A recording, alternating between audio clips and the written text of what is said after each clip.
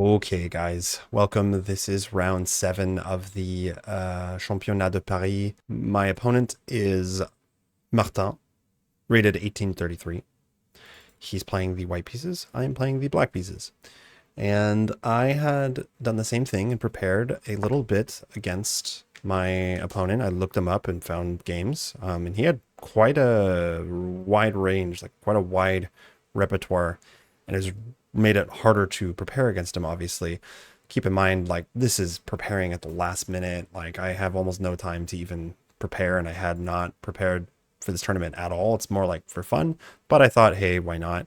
And there was all sorts of possibilities. I had prepared against a Polish. I had prepared against a Birds opening. I had prepared against D4. He played a good amount of D4. And the one thing that I did not see, or maybe I didn't look hard enough to find, was just E4.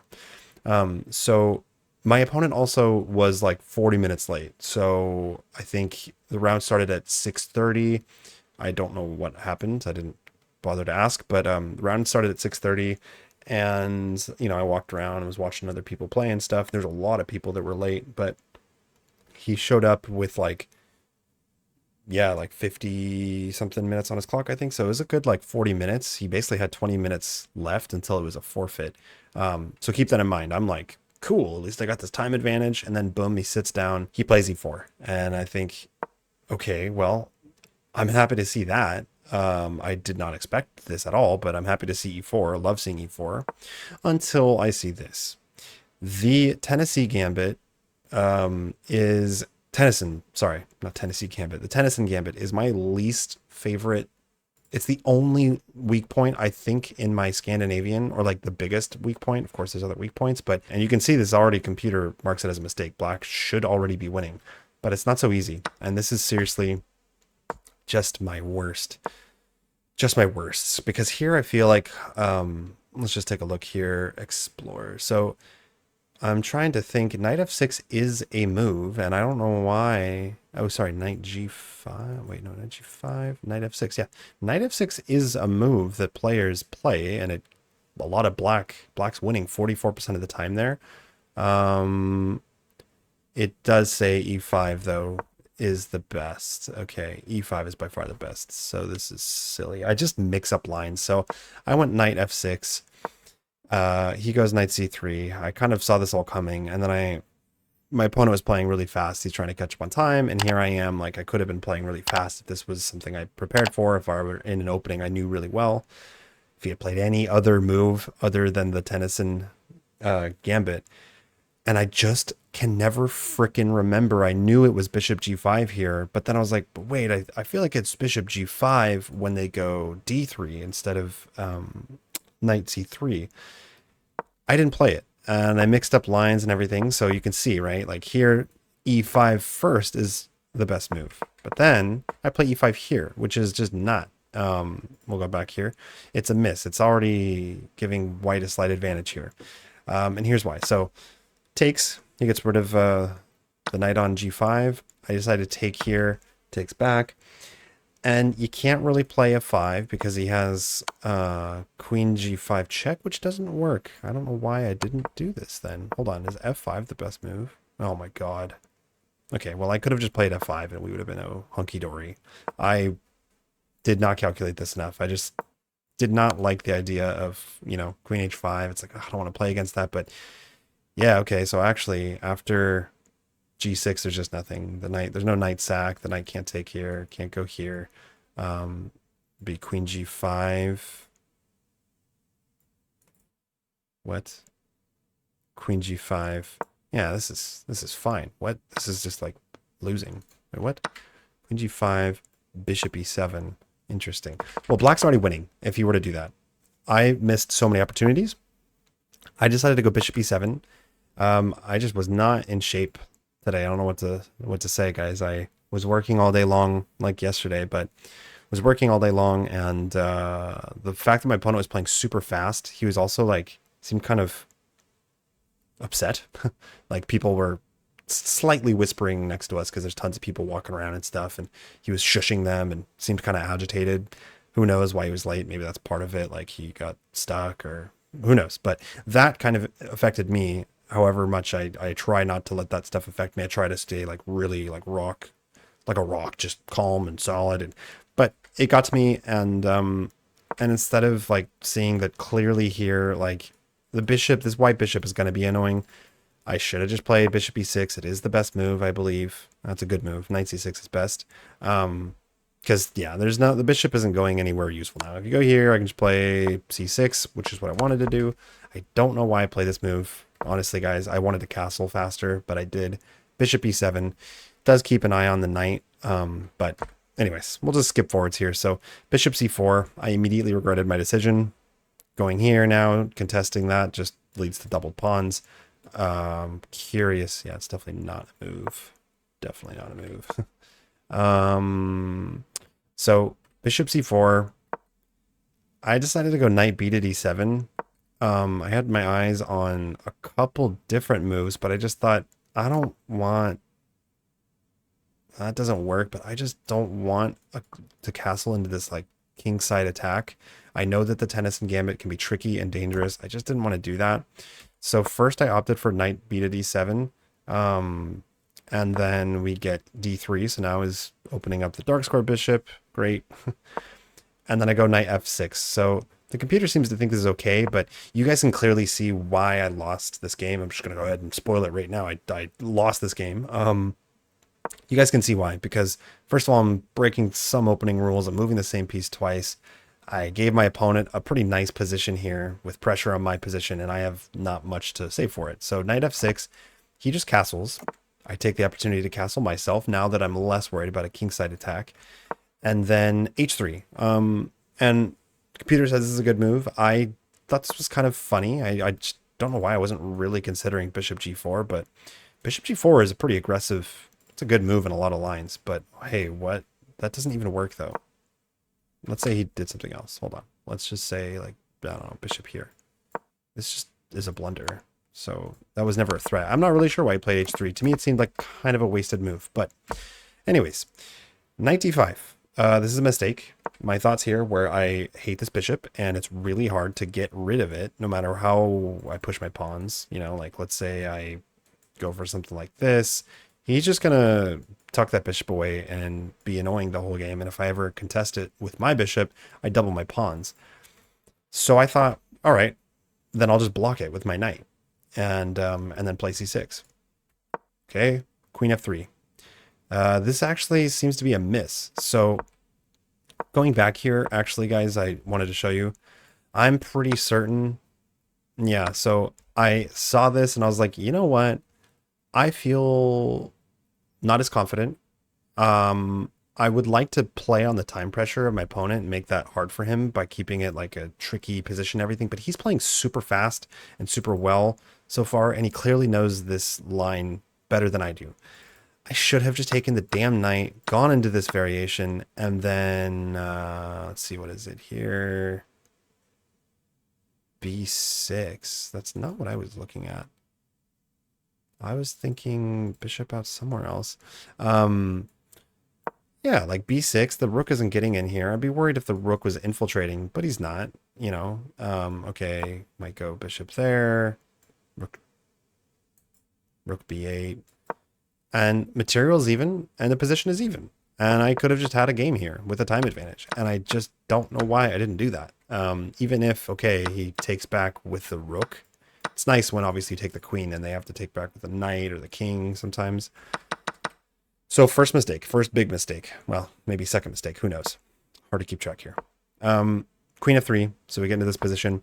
And then bishop e6, the position is still even. I develop my bishop. Now I'm not necessarily going to double my pawns because I can play c6. And I'm shutting down that bishop as best as I can while also developing one of my pieces. Problem is, queen g3. Problem is, I was just not concentrated, man, and trying to play fast to put him into time pressure, but just not on my A game here. And this is... So yeah, my opponent played g3, queen g3, and I just thought, all right, material's even. He's just playing like a blitz game, basically. He's playing this like a blitz game, and he's going to pay the price for it in a classical game. I'm going to outcalculate him. He's just making a decent move, but it's like this is the kind of move that you would expect more from like a 14 or 1500, I would say. Making threats that, if they don't really work, can lead to being outplayed if your opponent plays the best moves, right? So let's just take a look at this really quick. F6 is the best move. C6 is also a move, which I had my eyes on. Let's just say they go for this. I don't think he would have done that, but we just have bishop F6. If knight takes, queen takes, like we're totally good. This is a nice looking position. I'm just wondering, well, this doesn't work, so we can just take the bishop. So like this looks nice. We got a nice knight on D5. It's basically an outpost because without moving his bishop, he can't play C4 and kick it out. His bishop looks dumb now, and I'm starting to catch up here. I could have gone for this. Instead, I just blunder a pawn. I played bishop G4, totally forgetting that this was not defended, because I thought this was a bad move. So I thought, well, I'm going to waste a move, but you're going to waste a move moving your queen back. And then I realized that I just full-on blundered a center pawn. And this was basically just a downfall, guys. So rook E8, and then at the same time, my opponent just had all of these other great attacking moves. Like if you look at white's position here, who would you rather play? What position would you rather have? I think I would rather take, the white pieces and have some decent pressure. And yeah, I just was not thinking straight. I was kind of panicking. I was looking at this bishop G5 move. My thoughts were like, if I play C6, he's going to go here. I'm basically forced to take. So takes. He's threatening mate.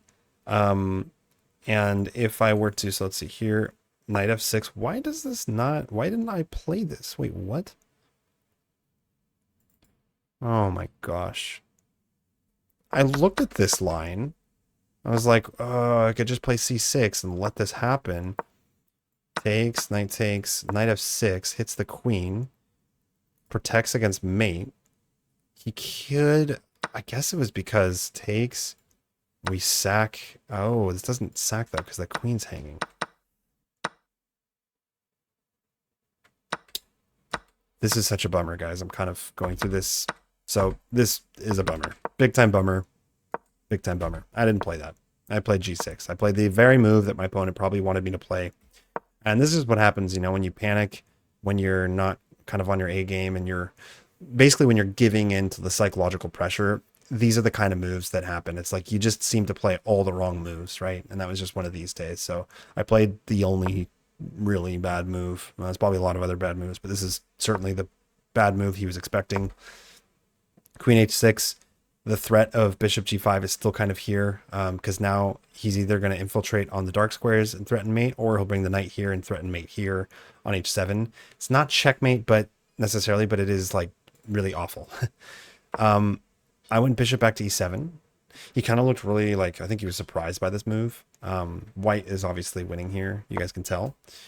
Knight G5 takes, and then queen takes G5.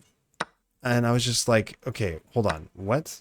He can take with his bishop, develop the bishop, attack my queen, and makes it kind of hard. I was planning on just going knight F6 here. That doesn't work. Wow, whoops. Queen H4. Yeah, so I saw this, but I thought oh, maybe I can... No, this just totally does not work. I'm getting massacred here. So good thing I didn't go for that, but he took with a queen, and I was like, okay, well, this is kind of weird. I think I might actually have a chance here, because now queen takes, bishop takes, knight b4. I was sure this was the best move. Knight b4. Take my bishop, please. I will take with a rook, and now I have the open e-file. Okay, you can start to try to contest it, but let's just say, you can't ever do this, because I'm going to win that pawn. I believe it's for free, and defending that weak c2 pawn just does not...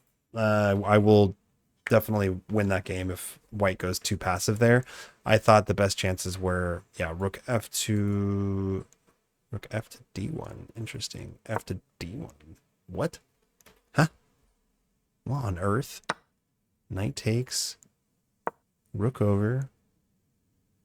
Rook c6. Okay. Well, that's weird. I was just expecting something more like rook over, contesting the e-file. Okay, rook over here. takes, king here. Then again, still takes, and he's dropping the pawn. So that's not what happened, though. Knight b4, he takes. Then he goes bishop d2. This is an inaccuracy, so I could have still won this for sure. And my opponent was down to, let's see, 20. He was down to 26 minutes. I was down to 47 minutes. So I still had a time advantage, but it did burn some time. And like this is not necessarily winning for black, but this is the kind of position I love playing. I own the E file. Plans are easy. Double up, infiltrate on the second rank. And if he tries to contest it by bringing the king over and all that stuff, the time that it takes to do all that, I'll be going after your pawns. And I think that knight versus bishop is playable. This knight can be annoying. So bishop here, and I took. And this was just an inaccuracy. I saw, obviously, that he had this. And then I'm losing the c7 pawn, just for example, like here. And this is, you don't want this. But I thought, wait a second.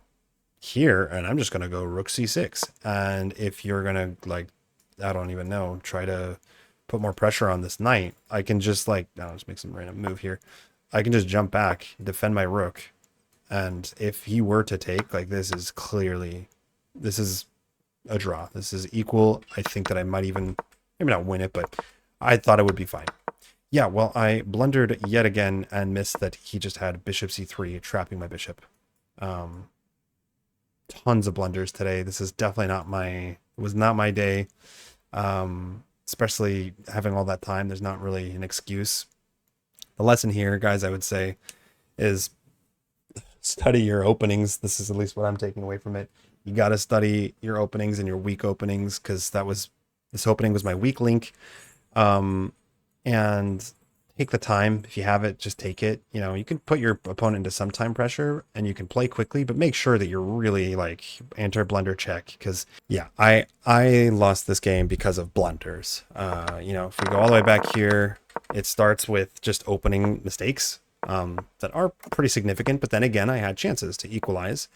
And 95, it's not the end of the world, especially because he didn't find the best move to follow up. But here, just a blunder. Bishop h4 just blunders a pawn. All my opponent needs to do is equalize. I got another chance. So g6, I'm going to consider this a blunder. This is another blunder. Not the easiest position to play, I will say, as black, but that's blunder number 2. Here we get another chance. So we're talking about an 1800, right? This is a strong player, but he's giving me tons of chances to try to equalize. And that's not the case for a lot of opponents. Some opponents, they will punish you from the beginning to the end. You will have no chances if you blunder. That's not the case. He gave me plenty of chances to actually equalize and at least draw here. Again, like if I just, you know, had double the rooks, or not double the rooks up here. What is the best move here? a5. I was thinking about a5. I was like, well, I want the doubled pawns. That opens up this, but I guess you can't really push. Yeah. Okay. I was thinking about playing that, but I didn't. But yeah, if we just ended up with, you know, the doubled up rooks and a knight somewhere here, like, it looks great. It looks juicy. I think I can draw, maybe win this on a good day if my opponent got at the time pressure or something, but probably just a draw. And it was just blunders. It was just blunders and carelessness. So that is it, guys, for round 7. We got 2 more rounds tomorrow and Friday, rounds 8 and 9. I am at 3 points out of 7. So could be worse. I can't remember my last tournament. I think it was like 3 points, somewhere around there. It was not a good result. So I'm hoping to at least get at least one more win. Maybe we can win the last 2 and end up with a 5 out of 9. I would accept that. More wins than losses. That'd be all right. So stay tuned for the other videos. I appreciate you guys watching. Like and subscribe, and I'll catch you in the next one.